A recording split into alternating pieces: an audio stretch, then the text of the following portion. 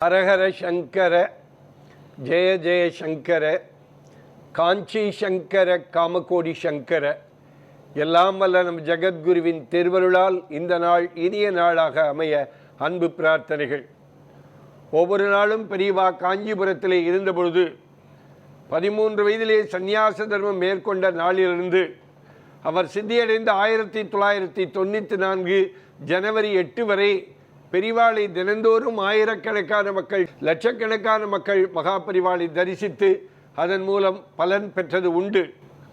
சொல்லும் செயலும் ஒன்றுபட்ட சன்னியாசியாக விளங்கியது மட்டுமன்றி இந்தியா முழுக்க காலாரே நடந்து சென்று இன்றைக்கு ஒரு எளிய சன்னியாசியாக விளங்கிய மகா பெரிவாளை நிறைய பேர்கள் மடத்திற்கு வந்து தரிசனம் செய்வது உண்டு. அடிக்கடி ஒரு பாட்டி மடத்திற்கு வந்து பெரிவாளை தரிசனம் செய்வது வழக்கம். பல ஆண்டு காலமாக பெரிவாளை தரிசித்து பெரிவாளை பார்த்து நமஸ்காரம் செய்து பெரிவா நீயே துணை என்று பெரிவாளை ரொம்ப வழிபட்டு கொண்டிருக்கிற ஒரு பாட்டி ஒரு அவருடைய வயதான காலத்தில் மகா பெரிவாளை வந்து தரிசிக்கிறார்.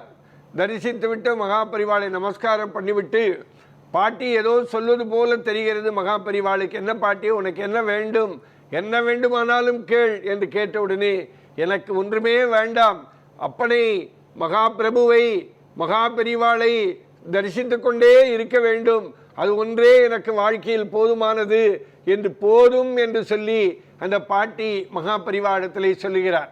இருந்தாலும் பெரியவா கேட்பதாக தெரியவில்லை. இல்லை இல்லை, உனக்கு ஏதோ ஆசை இருக்கிறது, என் மனதிலே தோன்றுகிறது, உன் மனதிலே ஏற்பட்ட ஆசையை சொல் என்று சொன்னவுடனே அந்த பாட்டி சிரித்து கொண்டே பெரிவாளை பார்த்து, உங்களுக்கு தெரியாதா பெரியவா, எங்களுடைய மன ஓட்டத்தை எல்லாம் அறிந்து கொள்கிற தயாபரன் அல்லவா நீ, சிவரூபன் அல்லவா நீ, நாராயணன் அல்லவா நீ என்று சொல்லிவிட்டு, எனக்கு இந்த வயதான காலத்தில் 90 வயது தாண்டி விட்டது, எனக்கு இந்த வயதான காலத்தில் எனக்கு இருக்கிற ஆசை ஒன்றே ஒன்றுதான் என்று பெரிவாடத்திலே சொன்னவுடனே பெரிவா சிரித்து கொண்டே என்ன ஆசை சொல் சொல் என்று சொன்னவுடனே பாட்டி சொன்னாராம், நான் இந்த உலகத்தை விட்டு போவதற்கு முன்பாக நான் பத்ரி நாராயணனை தரிசனம் செய்ய வேண்டும், அதுதான் எனக்கு கடைசி ஆசை என்று பெரிவாடத்திலே சொன்னவுடனே பெரிவா சிரித்து கொண்டே சொன்னாராம்.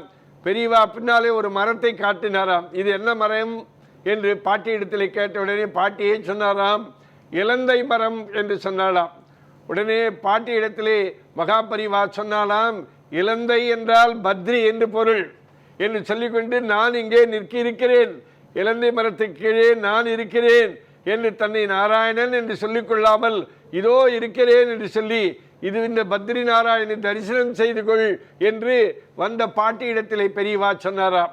உண்மையிலேயே இன்றைக்கு நடமாடும் தெய்வம் ஒரு பத்ரி நாராயணன் சிவரூபம் என்பதை விளக்குகிற விதமாக அந்த பாட்டிக்கு இதோ என்னை தரிசனம் செய்து கொள் என்று சொன்னதாக சரித்திரம் உண்டு. எப்பொழுதுமே மகா பெரிவா சில நேரங்களிலே சில பக்தர்களுக்கு காமாட்சியாக கூட தரிசனம் செய்து கொடுப்பார்.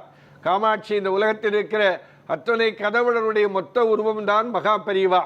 ஏனென்றால் சந்நியாச தர்மத்தை மேற்கொண்டு உலகத்தில் ஒரு அற்புதமான அப்பழுக்கற்ற ஒரு தூய சந்நியாசியாக வேதத்தையும் தர்மத்தையும் கரைத்து குடித்த 100க்கு 100 ஒரு அற்புதமான ஒரு சந்நியாசியாக விளங்கியவர் மகா பெரிவா என்று சொன்னால் அது மிகையாகாது.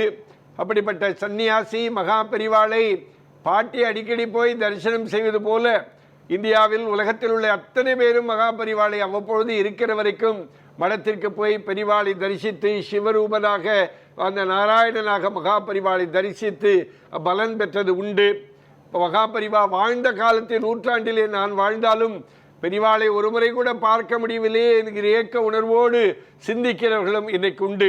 ஆனால் இன்றைக்கும் பெரியவா காஞ்சிபுரத்தில் மடத்தில் அதிஷ்டானத்தில் பல ஊர்களில் நடைபெறுகிற அனுஷ உற்சவத்தில் அந்த விக்கிரக ரூபத்தில் நான் இருக்கேன் என்று சொல்லுகிற விதமாக பெரியவா இன்றைக்கும் நமக்கு விக்கிரக ரூபத்திலே அதிஷ்டானத்திலே அருள்பாலித்து கொண்டிருக்கிறார்.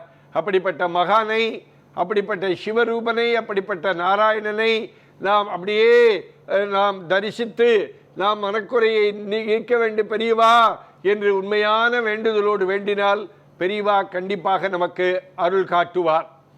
ஹரஹர சங்கர ஜெய ஜெய சங்கர காஞ்சி சங்கர காமகோடி சங்கர.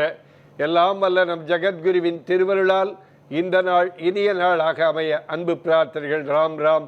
ஓம் ஸ்ரீ மகாபெரிவா திருவடிகளே சரணம்.